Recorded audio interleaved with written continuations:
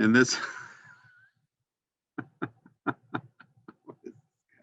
right, in this podcast, I'm going to explain the difference between weather and climate and hopefully get you to distinguish between the two terms. They are similar, but quite different. We're going to mainly focus on climate and how climate is distinguished and talk about some ways that climate is changing and some of the signs of that as well. Weather over a long period of time will dictate climate. So the main difference between weather and climate is duration. Weather is the here at the moment in a particular place and time atmospheric condition. You could look outside and know the weather, but that's not the case with climate. Climate is more maybe a long-term atmospheric description, and we're generally wanting to know about 30 years of data to look at to determine climate in a particular area. One of the best descriptions of weather versus climate I could come up with is your daily outfit that you wear would be similar to weather. So, almost daily or every other day I wear a polo with some kind of Seneca gear on it. You can expect to find me in some kind of Seneca gear many of my days of the year. But once in a while, I do dress differently. And so when that happens, that wouldn't be an indication that my wardrobe is completely changing. It would just be one of those days I decide to dress differently. Now, if it continually dressed in that different way, then you would say that we're probably having a change in wardrobe.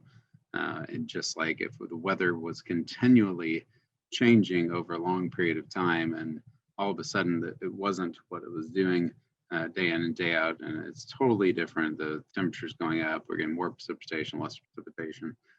Those would be indications that possibly the climate is changing. So again, while you can't look at yearly temperatures and consider that a cold or warmer year means climate change, it's because we do have phenomenon in the atmosphere that cause drastic changes that are maybe yearly, maybe monthly, that aren't normal year to year, but they do happen year to year. And so one of those is the polar vortex, and we've had a couple polar vortex sneak down into the upper Midwest here. And I think of the videos that flooded the internet of people throwing boiling water up into the air and watching it evaporate, like the one over there on the left.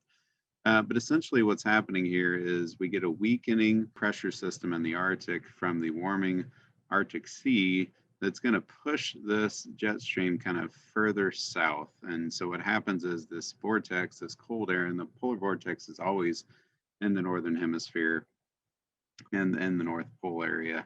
But when it gets weak, it kind of bends and shakes and wobbles, and it pushes itself down into the lower northern hemisphere. And that's when we get these really cold temperatures for a spell of maybe a week or even two. And we get these negative temperatures that typically just aren't normal.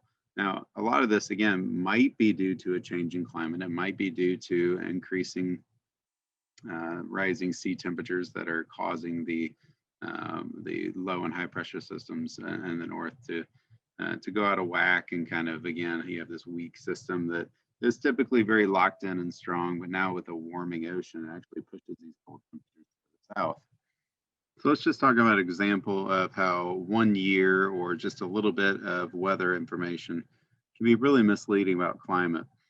So recently we had a really cold February here in Illinois, but in 2017 we had a really warm February, and my mom continues to text me and tell me that the weather back in 2017, it was in the 60s, it was in the 70s, it was this, it was that, while I look out at our 12-inch tall drifts out in our yard.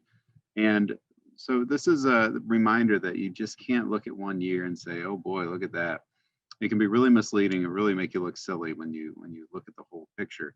And so here's an example of February 2017 in Chicagoland area and February 2020 in the Chicagoland area. And you can see the two differences.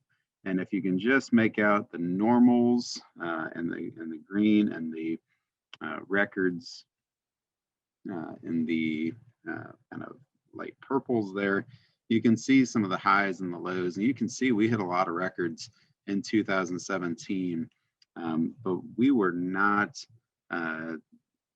hitting just a pattern of highs going forward. Now, we did have some warmer days in February 2020. You can see we had some days that were kind of in your standard February temperatures there in 18 degrees, 30 degrees, where a lot of your mean temps were about around 30. We look over here, you had some days where you're in the 30s, but a lot, you know, days almost at the 70s in that year. So it would have been really easy to look at that weather information and say, oh man, here we go. Illinois climate is changing. It's going to be 70 degrees in February moving forward. But that just didn't happen. And you may have some spikes in temperature moving forward. But when we're talking about the climate changing for good, we're talking about a long-term sustained change. So if you go back to the analogy of the clothes in the closet, if I continually wear like a shirt and tie to school every day, that'd be my new normal. If I did that 1 year, that would just be an example of a change in like the weather. But if I did that 2, 3, 4, 5, 6, 7 years around my whole career, that would be a whole new climate change or a whole new wardrobe change in that regard. So when you consider this, you really got to look at the bigger picture. So here's a look at 30 years of Chicagoland climate data. And you can see there our February high, the average is 35. So we were way above the average high for February in 2017. We came closer to that in 2020. And I bet we were really close to that in 2021. I haven't seen the total month of February because we're not out of it yet. But we had some really cold days. I bet we hit temperatures well below the average low. We were in the -8 a couple nights. So you got to look at the whole picture. And so when we look at this now, let's say we are in 2021. We want to look at 2020 to 1990 now. We want to see how that climate has compared. How does that change from 1981 to 2010? And that's going to tell us a better story. Is there an increase in temperatures throughout the decades, not just year to year? If you just look at day to day, then you start making statements like this that really just make you look like you're not really sure what the difference between weather and climate is. So again, climatologists or people that study weather, they're going to study long-term trends. They're going to study the whole system. They're not just going to look at a daily occurrence. They're going to look at the big picture. A meteorologist is someone who studies weather. They're going to look at current atmospheric trends. They're going to look at short forecasts. They may compare years to years, but they're not typically in the business of predicting climate. So even when you consider that even a climatologist and a meteorologist, someone that studies weather, someone that studies climate, they're wildly different. These people are trained in their field. They've had years of study. So just because we can look outside and we can remember times when it was colder before or warmer before, we shouldn't be making statements about climate change based on some anecdotal evidence that we see day to day.